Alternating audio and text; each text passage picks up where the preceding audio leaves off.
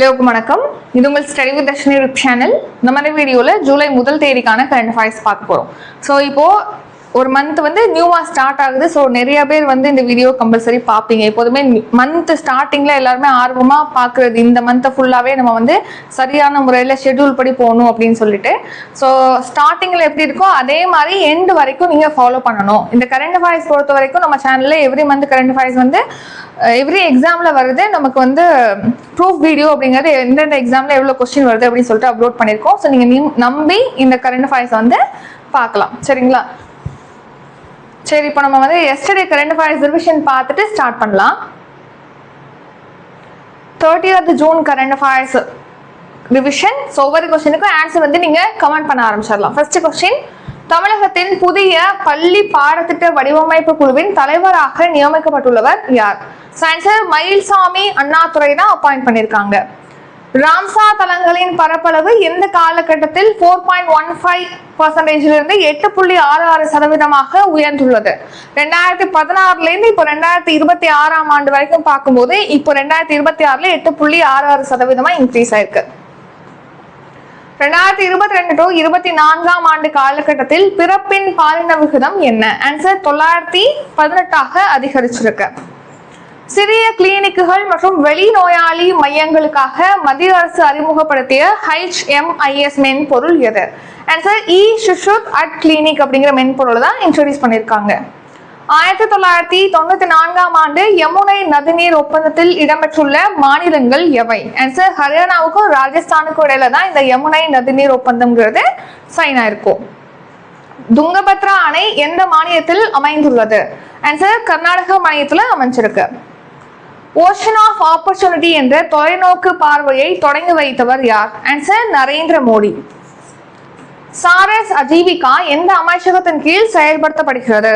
Answer ministry of rural development, ஊரக அமைச்சகத்தின் கீழ் தான் செயல்படுத்தப்படுகிறது. சமீபத்தில் காலமான MM லஹேரா எந்த யூனியன் பிரதேசத்தின் முன்னாள் துணைநிலை ஆளுநர்? ஆன்சர் புதுச்சேரி. 2028 ஆண்டுக்கான ஒலிம்பிக் போட்டிகள் எங்கு நடைபெற உள்ளது? ஆன்சர் அமெரிக்கால லாஸ் ஏஞ்சல்ஸ்ல நடக்க போகுது. ஸோ இப்போ ஜூலை 1 டுடே கரண்ட் அஃபேர்ஸ் பார்க்கலாம். அதுக்கு முன்னாடி நம்ம அரண் வலியுறுத்தல் அந்த அதிகாரத்திலேருந்து நம்ம திருக்குறள் பார்த்துட்டு இருக்கோம். அதுல நெக்ஸ்ட் திருக்குறள் பார்க்க போறோம். கவனிங்க.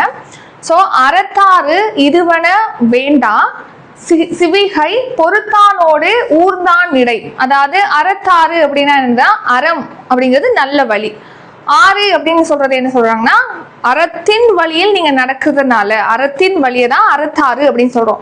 அறத்தின் வழியில ஒருத்தர் நடக்கிறதுனால என்ன நன்மைகள் ஏற்படும் அப்படின்னு சொல்லிட்டு ஒரு புக்கை கொண்டாந்து ப்ரூவ் பண்ணணும். இந்த நன்மைகள்லாம் அறத்தின் வழியில நடந்தா உங்களுக்கு நடக்கும்னு சொல்லிட்டு ஒரு புக்ல உள்ளதை வச்சு ப்ரூவ் பண்ணி தான் காமிக்கணுங்கிற அவசியம் கிடையாது. ஸோ அதை எங்கேயும் நீங்க பார்க்கலாம், நேர்லயே பார்க்கலாம். எப்படி அப்படின்னா சிவிகைனா பல்லக்குன்னு அர்த்தம்.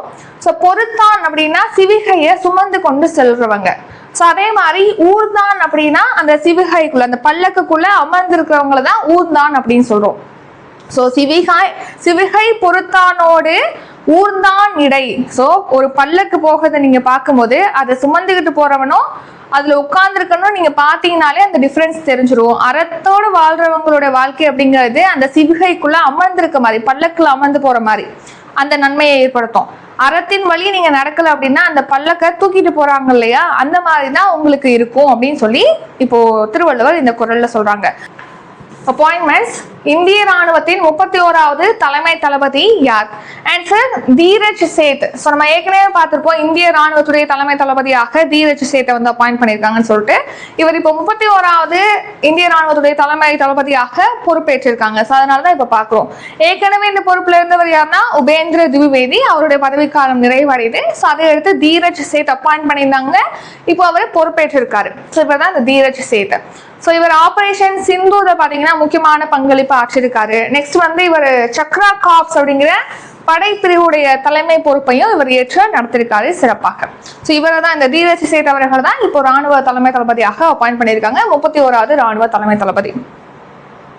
நெக்ஸ்ட் ரீசன் நியூஸ்: இந்திய கடற்படையுடைய தலைமை தளபதியா கிருஷ்ணா சுவாமிநாதன் அப்பாயிண்ட் பண்ணிருக்காங்க. முப்படைக்கான தலைமை தளபதியா தமிழ்நாட்டை சேர்ந்த NS ராஜா சுப்பிரமணியம் வந்து அப்பாயிண்ட் பண்ணிருக்காங்க. நெக்ஸ்ட் தமிழக காவல்துறையுடைய 34வது DGP-யாக மகேஷ்குமார் அகர்வாலை வந்து அப்பாயிண்ட் பண்ணிருக்காங்க. நெக்ஸ்ட் அப்பாயின்மெண்ட் தான் தமிழக தீயணைப்பு மற்றும் மீட்பு பணிகள் துறையின் DGP-யாக நியமிக்கப்பட்டுள்ளவர் யார்? ஆன்சர் வெங்கட்ராமன். ஸோ இந்த வெங்கட்ராமனை தான் இப்ப தமிழக தீயணைப்பு மற்றும் மீட்பு பணித்துறைக்கான DGP-யாக அப்பாயிண்ட் பண்ணிருக்காங்க. ஸோ இவர் தான் இந்த வெங்கடராமன் என்பவர். இவர் இதுக்கு முன்னாடி தமிழ்நாடு சிவில் சப்ளைஸ் CID துறையுடைய DGP-யா இருந்திருக்காரு. இப்போ தீயணைப்பு மீட்பு பணிகள் துறையுடைய DGP-யா அப்பாயிண்ட் பண்ணிருக்காங்க. அடுத்த ரீசன் நியூஸ், தமிழகத்துடைய நீதித்துறை செயலராக MA சித்திக்கு அப்பாயிண்ட் பண்ணிருக்காங்க. காவல்துறையுடைய உளவுத்துறை அதாவது IG-யாக இப்போ அஷ்ரா கர்க்கு அப்பாயிண்ட் பண்ணிருக்காங்க. விஜய் நாராயண் வந்து நம்ம தமிழக அரசுடைய தலைமை வழக்கறிஞராக அப்பாயிண்ட் பண்ணிருக்காங்க. கேரளாவுடைய நியூ சீஃப் மினிஸ்டர் யாருன்னா VD சதீஷன். காமன்வெல்த் செஸ் கூட்டமைப்புடைய தலைவராக பரத் சிங் சௌஹான் அப்பாயிண்ட் பண்ணிருக்காங்க. உணவுத்துறை செயலராக அமுதா இருக்காங்க. சிங்கப்பெண் சிறப்பு அதிரடி படையுடைய IG-யாக பவானீஸ்வரி அப்பாயிண்ட் பண்ணிருக்காங்க. இதெல்லாம் ரீசன்ட் அப்பாயின்மெண்ட்ஸ். அடுத்த அப்பாயின்மெண்ட் தான் HDFC வங்கியின் புதிய தலைவராக நியமிக்கப்பட்டுள்ளவர் யார்? ஆன்சர் ராஜீவ் குமார். அதாவது இப்போ 25வது சீஃப் எலெக்ஷன் கமிஷனரா இருந்திருப்பாங்க இல்லையா, அதாவது நம்ம தலைமை தேர்தல் அதிகாரியா இதுக்கு முன்னாடி இருந்தவர் தான் ராஜீவ் குமார். அவரை தான் இப்போ HDFC வங்கியுடைய புதிய தலைவர், அதுவும் பார்ட் டைம் பகுதி நேர தலைவராக அப்பாயிண்ட் பண்ணிருக்காங்க அந்த வங்கி. ஸோ ராஜீவ் குமார் இவர் நம்ம நாட்டுடைய 25வது தலைமை தேர்தல் அதிகாரியா இருந்தவர்.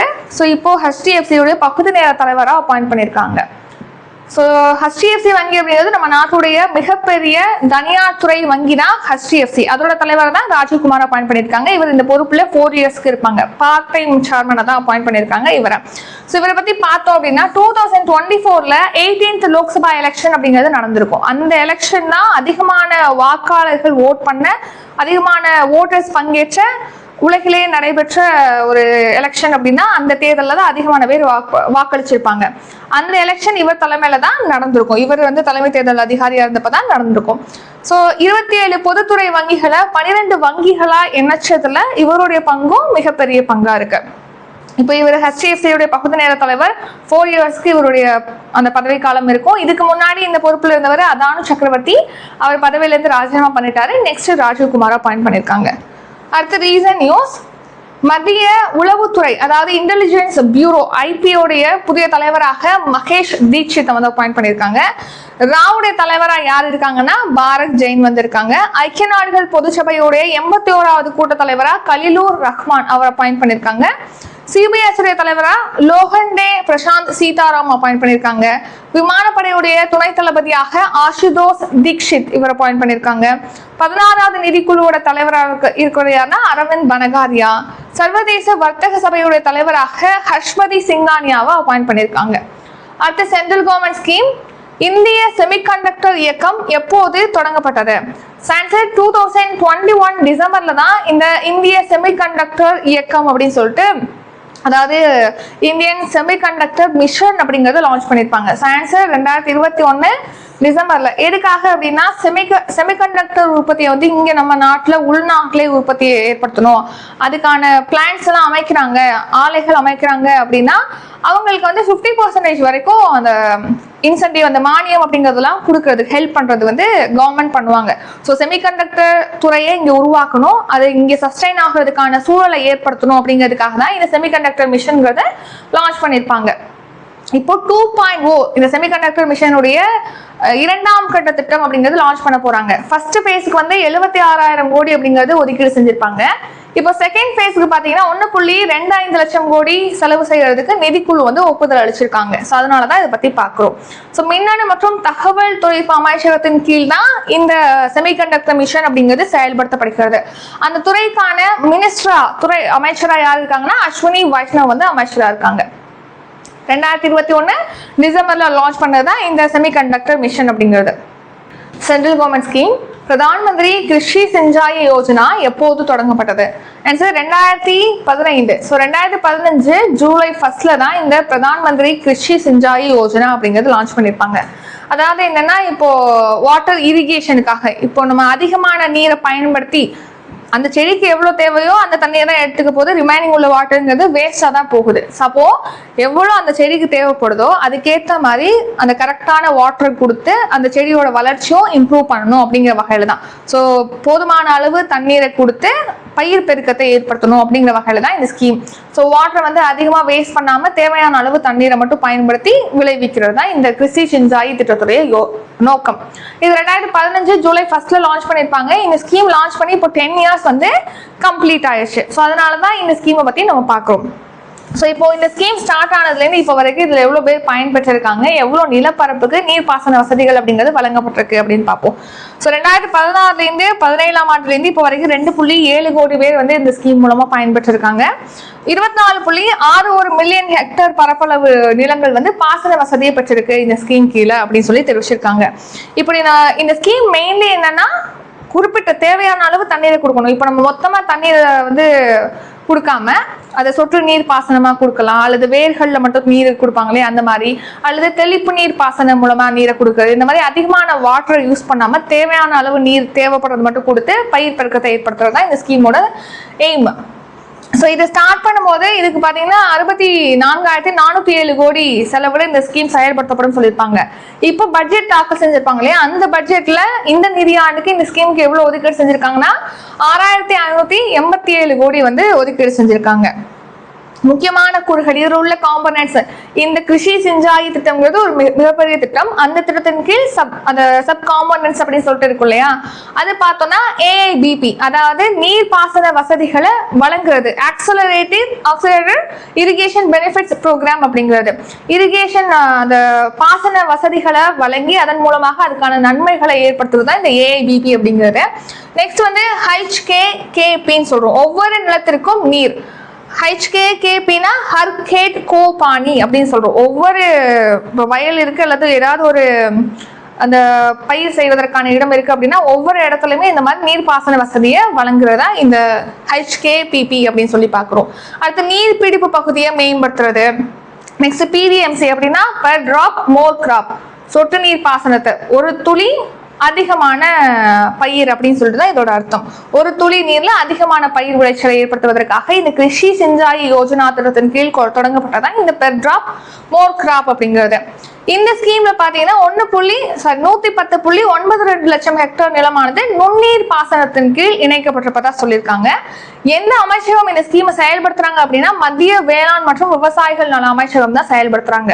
ஸோ இந்த பெர் டிராப் மோர் கிராப் இந்த திட்டத்தின் கீழ் அந்த சொட்டு நீர் பாசன வசதிகளை ஏற்படுத்துறாங்க அந்த விவசாயிகள் அப்படின்னா, சிறு குறு விவசாயிகளா இருக்காங்கன்னா அவங்களுக்கு 55% இன்சென்டிவ் நிதி உதவி அப்படிங்கிறது கொடுக்குறாங்க. 45% மற்ற விவசாயிகளுக்கு 45% அப்படிங்கிற நிதி உதவி கொடுக்குறாங்க. அடுத்து இதுல இன்னொரு ஸ்கீம் இருக்கு, MCADWM அப்படின்னு சொல்லிட்டு பார்ப்போம். MCADWM அதாவது modernisation of command area development and water management அப்படிங்கிறது. ஸோ இப்போ எப்படி நம்ம பாசன வசதி மேம்படுத்தி பாசன நன்மைகளை இம்ப்ரூவ் பண்றதுக்குன்னு சொல்லி நம்ம AIBPன்னு சொல்லி பார்த்தோம். அதன் கீழ் தான் இந்த MCADWM அப்படிங்கிற ஸ்கீமும் லான்ச் பண்ணியிருக்காங்க. இது வந்து இப்போ பாசன வசதி இல்லாதவங்களுக்கு பாசன வசதி ஒரு குறிப்பிட்ட பிளேஸ் ஒரு கிளஸ்டர் பேஸ் பண்ணி கொடுக்கறது தான் இந்த நீர் பாசன வசதி அப்படிங்கிறது. ஸோ இது அந்த பிரதான் மந்திரி கிருஷி சிஞ்சாயி யோஜனா திட்டத்தின் கீழ் அந்த AIBP கீழே இந்த ஸ்கீம் வந்து சேர்த்திருக்காங்க. Next central government scheme. எந்த திட்டத்தை மாற்றி அமைத்து VPGRAMG திட்டம் கொண்டு வரப்பட்டது? ஆன்சர் MGNREGA, அதாவது Mahatma Gandhi national rural employment guarantee act. இந்த ஆக்ட் 2005 இயற்றிருப்பாங்க. அதுக்கப்புறம் 2006 இந்த ஸ்கீம் அப்படிங்கிறது கொண்டு வந்திருப்பாங்க. இப்போ இந்த ஸ்கீமை மாற்றி இப்போ VPGRAMG அப்படிங்கிற திட்டமானது கொண்டு வராங்க. ஸோ இதுல ஒர்க்கிங் டேஸை வந்து 125 டேஸா இன்க்ரீஸ் பண்ணிட்டாங்க. முன்னாடி 100 டேஸா இருந்துச்சு. ஸோ நெக்ஸ்ட் வந்து இப்போ இந்த ஸ்கீமை மொத்தமாவே சென்ட்ரல் செக்டார் ஸ்கீமா இருந்துச்சு, சென்ட்ரல் கவர்மெண்ட் தான் செயல்பட்டு இருந்தாங்க. இப்போ சென்ட்ரல் ஸ்பான்சர் ஸ்கீமா வந்து இது மாத்திட்டாங்க. அதாவது இப்போ 60% சென்ட்ரல் கவர்மெண்ட்டும் 40% ஸ்டேட் கவர்மெண்ட்டும் இந்த நிதி உதவியில கான்ட்ரிபியூட் பண்ணணும் அப்படின்னு சொல்லிட்டு கொண்டு வந்திருக்காங்க. ஸோ இப்போ ஜூலை 1 இந்த ஸ்கீம் வந்து அமலுக்கு வருது. நம்ம தமிழ்நாட்டிலையும் இதை செயல்படுத்துறதுக்கான அரசாணையை பிறப்பிச்சிருக்காங்க. அதனாலதான் இதை பத்தி பாக்குறோம். ஸோ VPGRAMG திட்டம் இதோடைய ஃபில் ஃபார்ம் என்னன்னா Viksit Bharat guarantee for Rozgar and Ajeevika mission அப்படிங்கிறது தான் இதோட ஃபில் ஃபார்ம் அப்படிங்கிறது.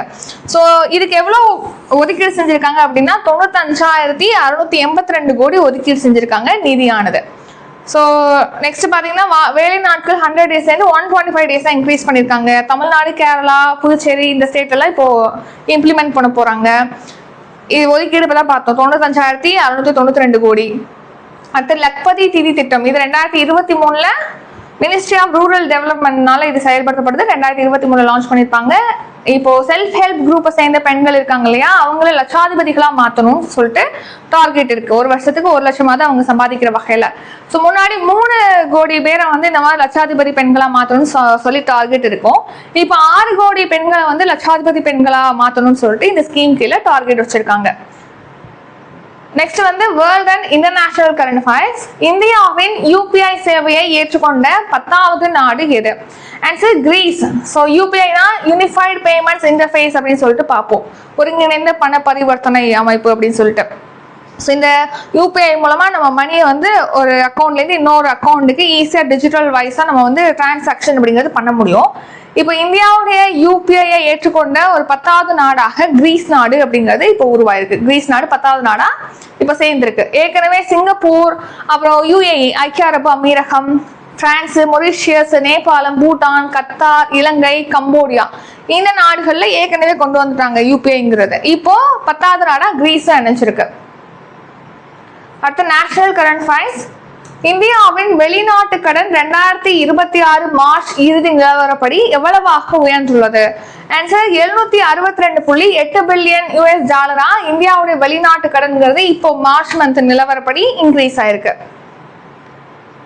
ஸோ இந்தியாவுடைய வெளிநாட்டு கடனை வெளிநாட்டிலேருந்து நம்ம வாங்கியிருப்போம் இல்லையா, பாரோ பண்ணியிருப்போம் இல்லையா, அதுதான்.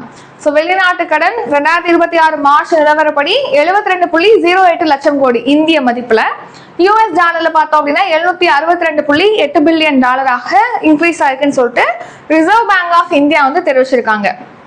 இப்போ உங்களுக்கு கொஸ்டின், ரிசர்வ் பேங்க் ஆஃப் இந்தியாங்கிறது எந்த ஆக்ட் கீழே நிறுவப்பட்ட வங்கி? இதுக்கான ஆன்சர் கமெண்ட் பண்ணுங்க, இது உங்களுக்கான கொஸ்டின். ஸோ அமெரிக்காவுடைய டாலர் மதிப்பு வந்து இந்தியாவுக்கு நிகரான டாலர் மதிப்பு வந்து நம்ம இந்திய மதிப்பு குறைஞ்சிச்சு, அமெரிக்க டாலர் மதிப்பு இன்க்ரீஸ் ஆயிடுச்சுன்னு சொல்லி பார்த்தோம் இல்லையா. இதனால இந்த பிற நாடுகள்கிட்ட ரூபாய் மதிப்பு அப்படிங்கிறது கடுமையாக பாதிக்கப்பட்டிருக்கு. அதனால வெளிநாட்டு கடனுடைய அந்த மதிப்பும் இன்க்ரீஸ் ஆயிருக்குன்னு சொல்லி தெரிவிச்சிருக்காங்க.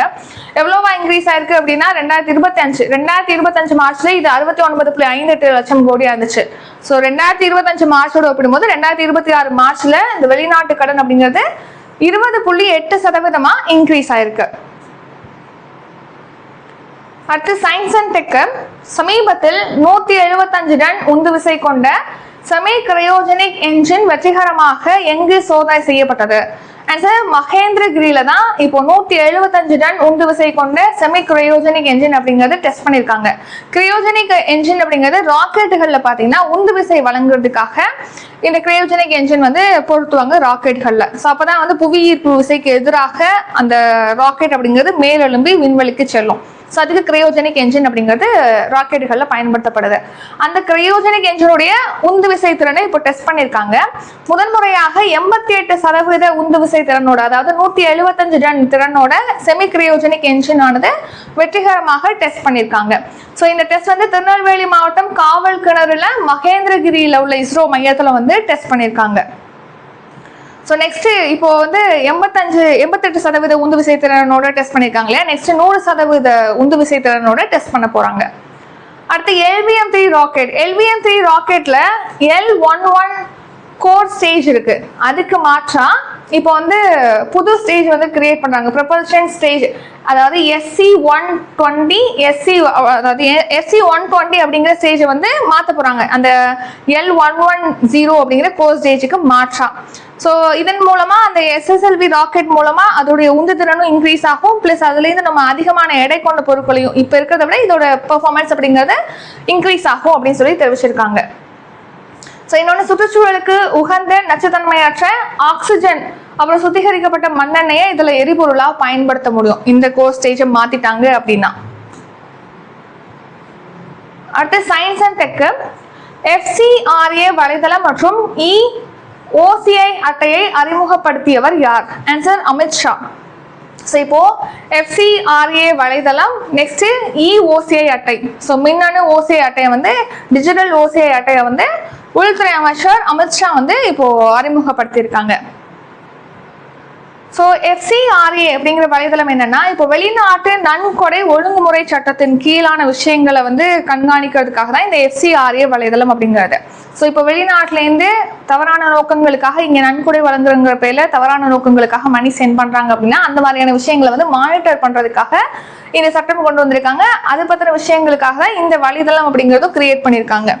ஸோ OCI அப்படின்னு சொல்றோம் இல்லையா, OCI கார்டுன்னு சொல்லி பார்க்குறோம் இல்லையா, இப்போ வெளிநாடு வாழ் இந்தியர்கள் இருக்காங்க இல்லையா, ஓவர்சீஸ் சிட்டிசன் ஆஃப் இந்தியா அப்படின்னு சொல்லிட்டு, ஸோ அவங்களுக்கு OCI கார்டு கொடுப்பாங்க. ஸோ அது மின்னணு அட்டையா வழங்கக்கூடிய முறையும் இப்போ லான்ச் பண்ணியிருக்காங்க. இதனால 50 லட்சத்துக்கும் அதிகமான OCI கார்டு ஹோல்டர் வந்து பெனிஃபிட் அடைவாங்க. அடுத்து ஆபிச்சுவரி. சமீபத்தில் காலமான புவியரசு கீழ்கண்ட எதனுடன் தொடர்புடையவர்? ஆன்சர் கவிதை மற்றும் இலக்கியம். ஸோ இவர் ஒரு கவிஞர், புவியரசு. அவர் வந்து இப்போ காலமாயிட்டாரு. 2 சாகித்ய அகாதமி விருதுகளை புவியரசு வின் பண்ணியிருக்காரு. இப்போ இவர் தான் புவியரசு, இப்போ காலமாயிருக்காங்க. ஸோ 2 முறை சாகித்ய அகாதமி விருதை வென்ற கவிஞர் புவியரசு காலமாயிருக்காரு. ஸோ இவருடைய இயற்பெயர் என்ன அப்படின்னா ஜெகநாதன். வானம்பாடி கவிதைகள் இயக்கத்தை தோற்றுவித்தவர்கள்ல இவரும் ஒருத்தரா இருக்காரு புவியரசு. ஸோ இவர் பாத்தீங்கன்னா சாகித்ய அகாதமி வின் பண்ணியிருக்காரு இல்லையா, கையொப்பம் அப்படிங்கிற கவிதை நூலுக்காக 2009 சாகித்ய அகாதமி விருதை வின் பண்ணியிருக்காரு. நெக்ஸ்ட் வந்து 2007 புரட்சிக்காரன் அப்படிங்கிற மொழிபெயர்ப்பு நூலுக்காக சாகித்ய அகாதமி வின் பண்ணியிருக்காரு.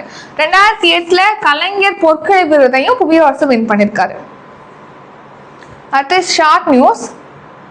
இந்தியா வந்து 21.75 மில்லியன் ஹெக்டேர் பாலடைந்த நிலங்களை மீட்டு இப்போ அங்கே பசுமை நிறைந்த இடங்களாக அதை மாத்திருக்காங்க. இப்போ காடுகள்லாம் அழிக்கப்பட்டிருக்கும் இல்லையா, அதெல்லாம் இப்போ வந்து மீட்டெடுப்பதாக சொல்லியிருக்காங்க.